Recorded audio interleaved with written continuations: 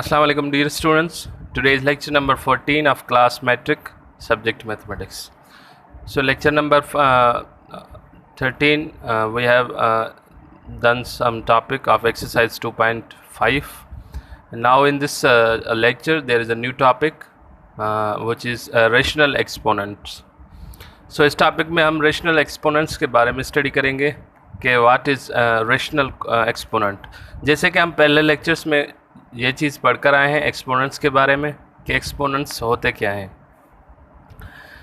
तो इस लेक्चर में हम स्टडी करेंगे रेशनल एक्सपोनेंट्स के बारे में। एक्सपोनेंट तो वैसे होल नंबर या नेचुरल नंबर भी होते हैं, इसी तरह यहाँ पे इंटीजर भी होते हैं और इस लेक्चर में रेशनल एक्सपोनेंट्स के बारे में स्टडी करनी है।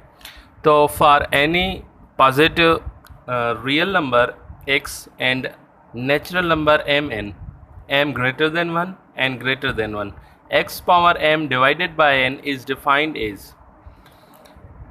कोई भी पॉजिटिव रियल नंबर हो x इज़ अ बेस, कोई भी पॉजिटिव रियल नंबर हो x एंड नेचुरल नंबर हो m और n। यहाँ पे जो हम एक्सपोनेंट की जगह उठाएंगे m और n दोनों नेचुरल नंबर से बिलोंग करेंगे।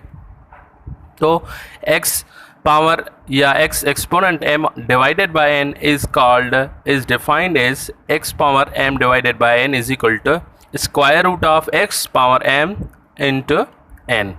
तो यहाँ पे इस बेस के ऊपर जो पावर आएगा m डिवाइडेड बाय n और p अपॉन q फॉर्म में। रेशनल की हमने डेफिनेशन ये चीज़ पढ़ कर आए हैं, जो those numbers which can be written in p upon q form. इसी तरह इस बेस के ऊपर भी जो पावर आएगा वो p अपॉन q फॉर्म या m अपॉन n की फॉर्म में आएगा। उस पावर को हम रेशनल एक्सपोनेंट कहेंगे और हम इस पावर को हम इस तरह भी रख सकते हैं x पावर m रखा, उसके बाद square root whole power n रखा, क्योंकि स्क्वायर रूट अब ये बराबर होता है, हम पिछले लेक्चर्स में पढ़ कर आए हैं 1 अपॉन n के। तो x power m whole power 1 upon n, इसको इस तरह भी रख सकते हैं। तो this is same as just like x power m divided by n। तो हम इसको दो तरीक़ों से रख सकते हैं, यहाँ तो m डिवाइडेड बाय n या square root x power m whole square root by n। तो in other words we can say that x power m divided by n means the nth root of x power m। तो जैसे हम nth root of पढ़कर आए हैं पिछले lecture में, इसी तरह यहाँ पे भी वो होल नंबर या इंटीजर में था। अब इस लेक्चर में रेशनल नंबर्स की रेशनल नंबर है यहाँ पे। तो यहाँ पे जो एक्सपोनेंट होगा रेशनल नंबर होगा। It means that the nth root of x power m will be this x power m divided by n। So यहाँ पे nth रूट होगा x पावर m, इस जो बेस का m अपॉन n का।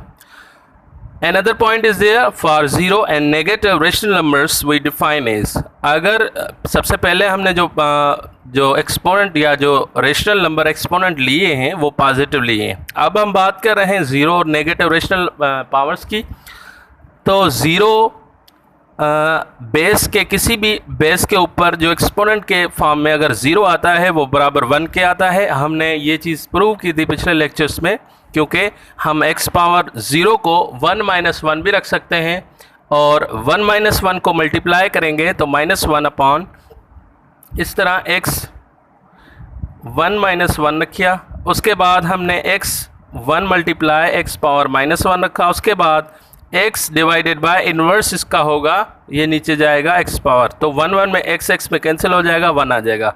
तो we have already prove that x power 0 is equal to 1 or any base which has power 0 which is equal to 1. So this is only for 0. So we are now talking about negative power or negative rational numbers. Negative rational numbers we define as x power minus m divided by n.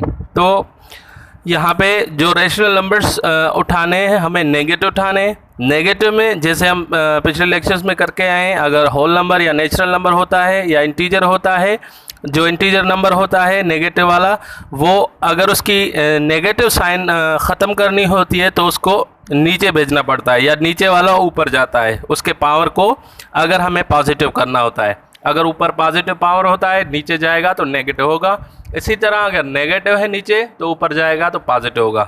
तो यहाँ पे भी कुछ इस तरह होगा कि x power minus M divided by n, हम इसको इस तरह भी रख सकते हैं जैसे यहाँ पे मैंने समझाया ये बात कि x पावर माइनस एम रखा, उसके बाद होल पावर n रखा। इसको हम इस तरह भी रख सकते हैं कि x minus M whole power 1/n भी रख सकते हैं। अगर इसको मल्टीप्लाई करेंगे तो ये जवाब बिल्कुल सेम आएगा, मतलब इनके दो तरीके हैं, दोनों तरीके से रख सकते हैं। तो इसी तरह अगर इस जो रियल नंबर है इसका अगर हमें नेगेटिव है, जिस तरह हम पिछले लेक्चर्स में पढ़ कर आए हैं, इसका एक्सपोनेंट नेगेटिव है तो अगर नीचे जाएगा तो फिर वो पॉजिटिव बन जाएगा। So this is some concept about rational exponent. Now for rational exponent, following results are important. Means there are some properties about rational exponent here.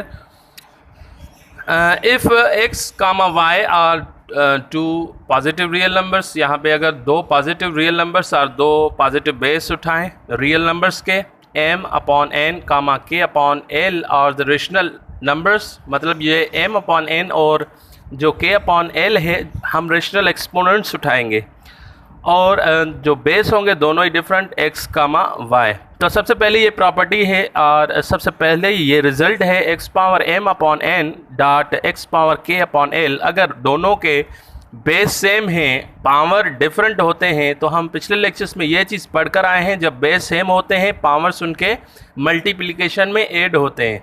तो इसी तरह यहाँ पे भी सेम सिचुएशन है कि x power m divided by n डॉट x power k divided by l is equal to x, इनके बेस सेम है तो x इनके पावर्स हम ऐड करेंगे m divided by n plus k upon l। तो दोनों के अगर बेस सेम है तो पावर्स उनके ऐड होंगे। इसी तरह there is a next one, x power m divided by n divided by x power k upon l। यहाँ पे x अगर बेस सेम हो, दोनों डिवीजन में है, तो यहाँ पे जो पिछले लेक्चर्स में ये चीज़ पढ़ कर आए हैं कि ये ऊपर जाएगा तो नेगेटिव पावर आएगा और बेस सेम है तो सब्ट्रैक्ट या ऐड होंगे। तो x power m divided by n ये ऊपर गया, नेगेटिव k अपॉन l आ गया, तो ऐड करेंगे तो नेगेटिव अपनी जगह रहेगा, तो x power m upon n minus k upon l होगा। इसी तरह नंबर 3 प्रॉपर्टी ये है कि x power m divided by n whole power k upon l। तो अगर ये चीज़ पिछले लेक्चर्स में ये चीज़ भी हम वाजे कर पढ़ कर आए हैं कि अगर किसी पावर के ऊपर दूसरा पावर हो तो पावर आपस में मल्टीप्लाई होते हैं और जब बेस सेम हो पावर आपस में ऐड होते हैं। तो इसी तरह पावर के ऊपर पावर ऑफ पावर रूल में हम ये चीज़ पढ़ कर आए हैं, अगर पावर ऑफ पावर में रूल जो पावर होते हैं आपस में मल्टीप्लाई होते हैं, तो इसी तरह इसका पावर भी मल्टीप्लाई होगा, m power k divided by n upon l, ये दोनों आपस में मल्टीप्लाई होंगे। x पावर 2 मल्टीप्लाई 3 होगा तो 2 मल्टीप्लाई 3 तो 6 बन जाएगा। इसी तरह this is a third number property. Number 4 property is here, यहाँ पे बेस हमने दो उठाए डिफरेंट x और y, m upon n is equal to x। यहाँ पे पिछले लेक्चर्स में ये चीज़ पढ़ कर आए हैं, रेशनल एक्सपोनेंट थे, यहाँ पे रेशनल एक्सपोनेंट है, वहाँ पे इंटीजर होते हैं, तो बेस दोनों को पावर्स अलग-अलग देते हैं। इसी तरह यहाँ पे भी x पावर m n अलग देंगे x को और m अपॉन n y को भी पावर अलग देंगे। इसी तरह नंबर 5 प्रॉपर्टी है ये है कि x divided by y whole power m upon n। तो इसी तरह जैसे मल्टीप्लिकेशन में हमने पावर अलग किए, इसी तरह डिवीजन में भी पावर x को अलग देंगे और y को अलग देंगे। तो x upon m, x whole power m upon n divided by y power m upon n। There is example, simplify 27x power minus 7 upon 8 और 8 अपॉन 3 है whole power. x is a positive real number, यहाँ पे x जो positive real number है और power एक negative है, दूसरा ऊपर वाला होल वाला पॉजिटिव है। तो सबसे पहले सॉल्यूशन की तरफ आते हैं। सॉल्यूशन कैसे करेंगे? सबसे पहले अगर हर एक जो बेस है उसको पावर अलग देंगे, मतलब 27 को अलग हमने पावर करेंगे 8 अपॉन 3 और जो x को पावर है -7 अपॉन 8, तो x पावर -7 अपॉन 8 और 8 अपॉन 3 इसको भी पावर अलग किया है। इसी तरह उसके 27 को हमने फैक्टर्स पे हिसाब से हल करना है, फैक्टर करने हैं। 3 पावर 3 अगर हम हल करेंगे तो 27 आएगा डिवाइडेड बाई 8/3, तो 3 और मल्टीप्लाई x पावर -7/8 ये अपनी जगह पे। तो 3 में कैंसिल हो सकता है। मल्टीप्लिकेशन में पावर ऑफ पावर रूल में हम ये चीज़ पढ़ कर आए हैं कि दोनों पावर आपस में मल्टीप्लाई होंगे, मल्टीप्लिकेशन 3 कैंसिल हो गए तो 3 पावर 8 बच जाएगा। यहाँ पे ये 8 और 8 आपस में कैंसिल हो जाएंगे, -7/3 बच जाएगा। तो यहाँ पे नेगेटिव पावर है, आपने पहले ये चीज़ पढ़ी थी, अगर पावर नेगेटिव हो तो नीचे जाएगा तो positive, -3/8 divided by x power 7/3। तो this is the result of this. There is another example, simplify 12/3/4 multiply 18 4/5 और 24 whole power 5/6। तो सबसे पहले 12 के फैक्टर निकालेंगे, यहाँ पे 12 के फैक्टर निकालें, उसके बाद 18 के फैक्टर निकालेंगे, उसके बाद 24 के इसी तरह निकालेंगे। और अब 2 और 2 है, यहाँ पे 2 पावर 2 रख सकते हैं, मल्टीप्लाई 3 इसी तरह, यहाँ पे 3 और 3 2 मरतबा है तो 2 मल्टीप्लाई 3 पावर 2, इसी तरह यहाँ पे 3 मरतबा है तो 2 पावर 2 भी रख 2 पावर 3 भी। तो इसी तरह यहाँ पे पावर हम 3 भी रख सकते हैं क्योंकि 2 पावर 1 + 1 तो 3 हो जाएगा, तो होल पावर 5। अब पावर अलग-अलग करेंगे, 3/4 2 को भी देंगे और 3 को भी देंगे, 3 को भी दिया, इसी तरह 2 को भी यहाँ देंगे 4/5 और 3 को भी देंगे 4/5। इसी तरह 2 को 2 पावर 3 को भी 5/6 देंगे और मल्टीप्लाई 3 को भी 5/6 देंगे। अब पावर में कैंसिल करेंगे, 2 और 4 कैंसिल हो जाएगा, 3/2 बच जाएगा, इसी तरह 3/4 अपनी जगह पे और 4/5 अपनी जगह पे, और इसी तरह 2 और 5 भी कैंसिल नहीं होंगे, इसी तरह 4 मल्टीप्लाई 4 करेंगे तो 8/5 आ जाएगा। इसी तरह 3 के टेबल 6 पे लगाएंगे तो 5/2 आ जाएगा, इसी तरह 5/6 आ जाएगा। अब 2 वाले सारे जिनके बेस सेम है 2 वाले इकट्ठे करेंगे तो उनके पावर्स ऐड होंगे, इसी तरह 3 वाले इकट्ठे करेंगे उनके पावर्स ऐड होंगे, तो ये पावर्स आपस में ऐड करके 24/5 मल्टीप्लाई 3 1/60 रखेंगे। तो this is the solution of this example.